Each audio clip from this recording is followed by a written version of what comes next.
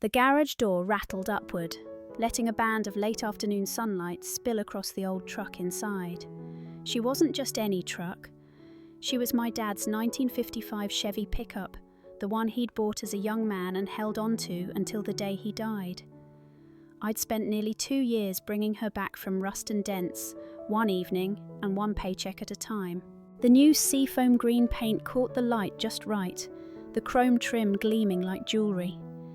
I stood there for a second, hands still smelling faintly of motor oil, just taking her in. That's when I heard it. "That's my truck, somebody call the police!" I turned, half expecting it to be a joke. But there she was, Linda Moore, president of our homeowners association, marching across my lawn like she was on a mission, phone to her ear, pointing straight at me. She didn't even hesitate. "Officers, hurry, he's stealing it right now." For a moment, I just stared at her, too stunned to answer. Then, from somewhere down the street, the sharp wail of a siren cut through the quiet. My stomach sank. I was standing in my own driveway, keys in hand, in front of my own garage, and somehow, before the police even arrived, I was already the suspect. The first cruiser slid to a stop at the curb, tyres crunching against the gravel. One officer stepped out, tall and broad-shouldered, eyes moving between me, the truck, and Linda. The other went straight for her, taking notes as she waved a folder in the air. "Here," she said, like she'd been waiting all day for this moment. "Bill of sale, sold last week to a buyer in Nevada for $75,000. This man has no right to it." The taller officer turned to me. "Sir, do you have documentation for the vehicle?" I pulled out the envelope I kept in my garage drawer, the title with my name, the current registration, my insurance card. I handed them over without a word, but my jaw was tight. While the officer flipped through my papers, Linda stepped closer to the truck, her eyes running along the curves of the fender like she was inspecting her own property. Then she said something that made my stomach knot. "It's got a 350 small block, custom exhaust, original bench seat, and you replaced the rear suspension just this spring, didn't you?" She wasn't guessing. Those were details only someone who'd worked on the truck, or watched me work on it, could possibly know. The officers exchanged a look. "Both sets of documents look legitimate," the taller one said. "We'll need to verify ownership. For now, the vehicle will be impounded for inspection." Linda's lips curved into a small, satisfied smile. She didn't need to say anything else. She'd already won the first round. But as I watched the tow truck pull up, my mind wasn't on losing. It was on figuring out how she knew so much, and what she was really after. The tow truck's diesel engine rumbled as the driver lowered the bed. I stepped back toward the garage, trying to keep my face neutral while my mind ran in circles. That's when something caught my eye, a faint glint from the hedges along the side fence. At first I thought it was just a drop of water catching the afternoon light, but when the wind moved the branches, I saw it again. A tiny circle of glass no bigger than a dime. A camera lens. It was aimed perfectly at my driveway and garage, tucked low enough that you'd never notice unless you were looking for it at just the right angle. Suddenly, Linda's detailed knowledge about my truck didn't feel like lucky guesses anymore. She hadn't just been nosy. She'd been watching me, maybe for months. The driver hooked the winch to the Chevy's front axle. I walked to the back, crouched by the rear bumper, pretending to check the paint. In my palm was a small black GPS tracker, the same kind my dad used to stash in his race cars just in case. I pressed it deep into a greasy notch in the frame, where it looked like it had always been there. If they were going to take her, I'd know exactly where she went. Linda stood on the sidewalk, arms folded like she'd already won. The officers kept it polite, saying they'd be in touch once the investigation progressed. To them, this was just a paperwork problem. But to me, watching that truck and my dad's truck disappear down the street felt like watching a part of him being carried away. That night, long after the house went quiet, I sat at the kitchen table with my phone face up beside me. Just after midnight, the screen lit up. The tracker was moving, and it wasn't headed for the impound lot. I stared at the blinking dot on my phone, inching its way across the map. It was moving slow, too steady to be someone driving it, flatbed most likely. Wherever it was going, it wasn't anywhere near the city impound lot. I grabbed my phone and hit Sarah's number. She answered on the second ring, her voice groggy. "Mark, it's after midnight. What's going on?" "They've got Dad's truck," I said. My voice cracked in the middle without me meaning it to. And it's not where it's supposed to be. I'm tracking it right now. I heard the rustle of sheets, then her voice sharpened. You're sure? Positive, I need another set of eyes on this. 20 minutes later, she pulled up in her little sedan, hair tied back, hoodie zipped tight. She didn't waste time with small talk, just leaned over to look at the map glowing on my phone. Where is that, she asked. Industrial strip on the south side, near the freight yard. We drove with the headlights low once we left the main road, following the signal until it stopped.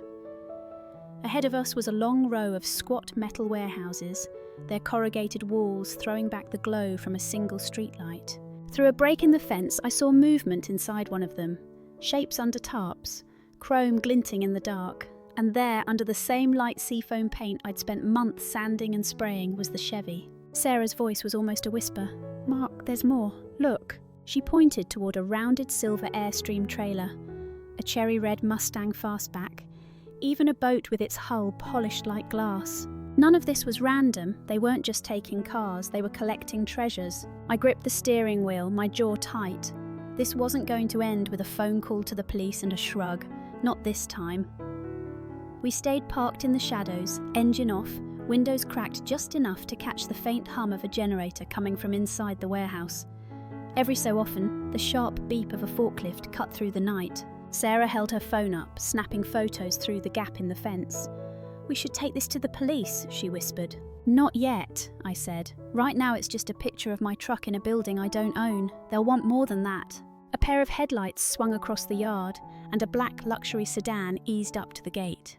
The chain-link barrier rolled open without hesitation, like someone inside had been waiting for this arrival. The car rolled under a yellow security light mounted above the gate. When the driver's door opened, the light caught his face clear as day. Tall, silver hair cut neat, sharp features I knew too well. Tom Briggs. Around here you couldn't buy or sell a house without hearing his name. He'd been at every community picnic, every fundraiser, shaking hands and flashing that easy smile. My dad used to say, Tom could sell you the shirt off your own back and make you thank him for it. I hadn't seen him in years. And now here he was, walking toward the bay doors, where Linda Moore was waiting. No HOA clipboard this time, just a leather jacket and a smile that looked rehearsed. She handed him a folder, and he flipped through it with the casual confidence of someone checking an order he'd placed himself. Then his gaze shifted to my truck, and the corner of his mouth lifted in quiet approval. My hands tightened on the steering wheel. What does Tom Briggs have to do with my dad's truck? I muttered. Sarah gave me a sideways glance. Maybe it's not about the truck, she said quietly. Maybe it's about Dad. The words landed heavier than she probably meant them to. And for the first time that night, the cold I felt had nothing to do with the air outside. We drove back in silence, the warehouse still fresh in my mind, the glow on the Chevy's paint, the way Tom Briggs looked at it like he already owned it. By the time we reached my place, Sarah had her laptop open at the kitchen table, fingers flying over the keys. She had that same focused look she used to get during her law school exams, the one that meant I shouldn't interrupt unless the house was on fire. Mark, she said, her eyes still on the screen, you're not going to like this. She turned the laptop toward me. It was an old local newspaper article from nearly 20 years ago. The headline was about a zoning board dispute.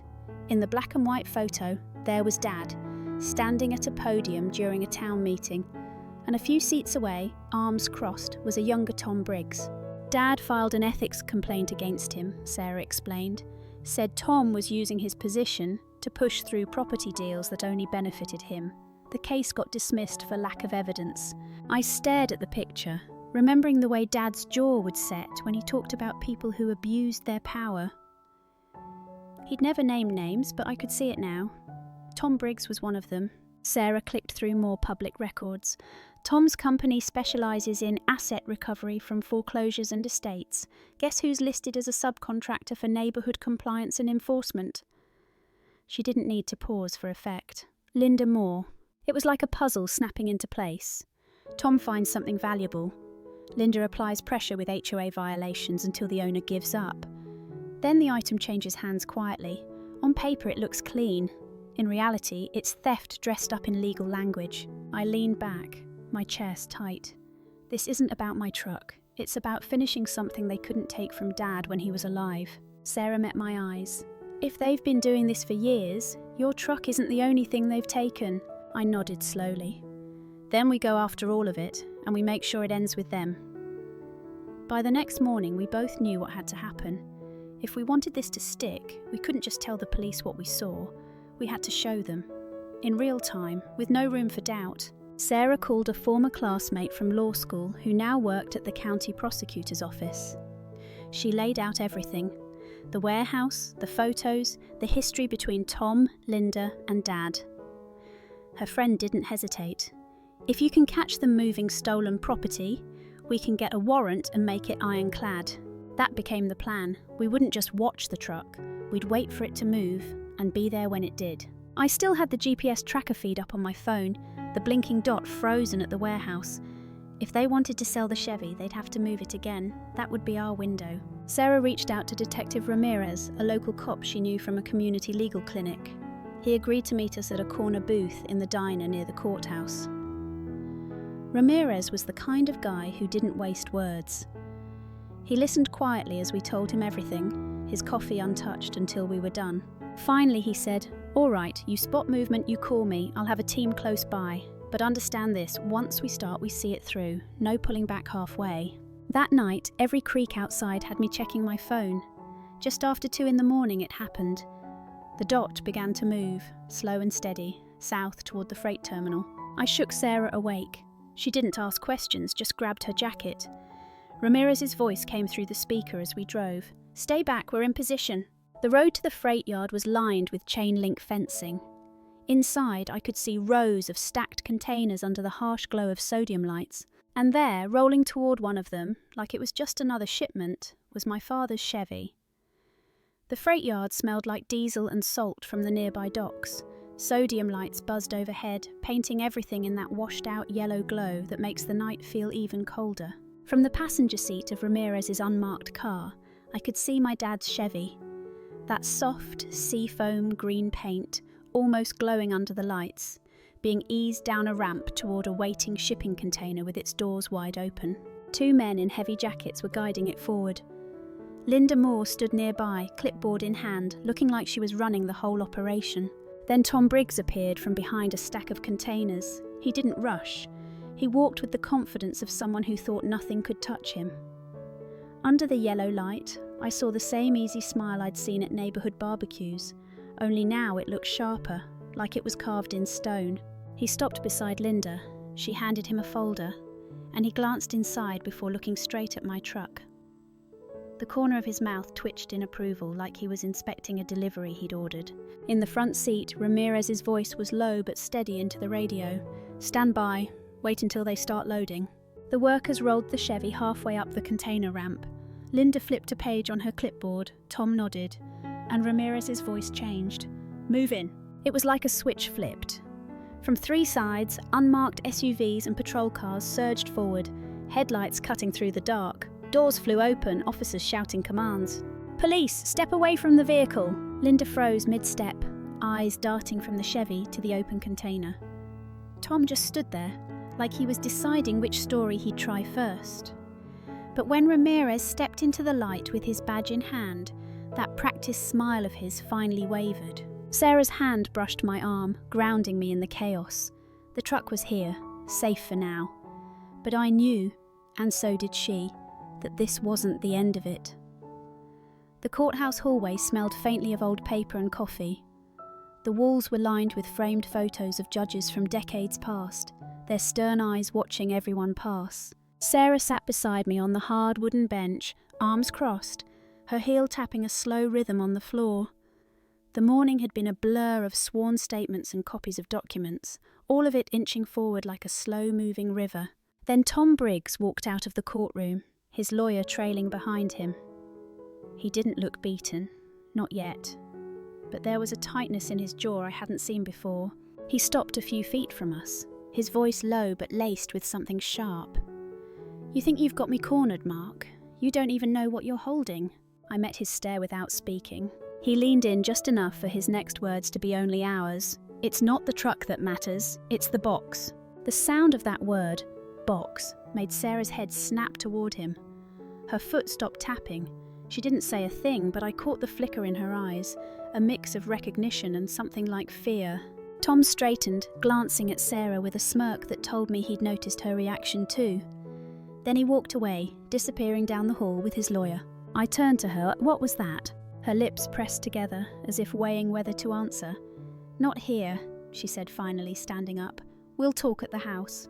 We walked out in silence, the echo of Tom's voice still bouncing around in my head. Whatever the box was, Sarah knew more than she'd let on. And now I wasn't sure if it was the key to winning this fight, or the reason it had started in the first place.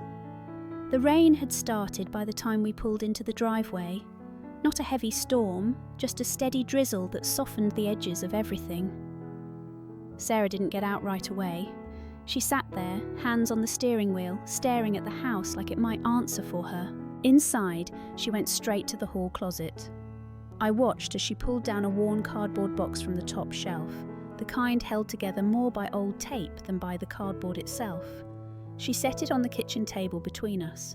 This, she said quietly, is what he meant. I peeled back the flaps.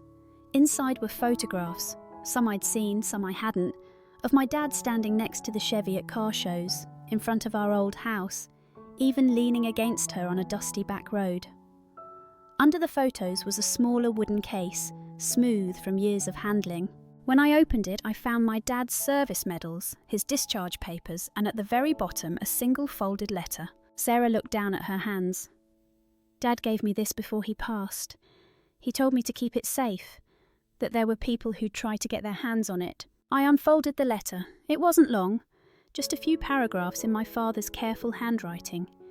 He wrote about a deal gone wrong years ago, one that involved Tom Briggs and money that was never his to keep.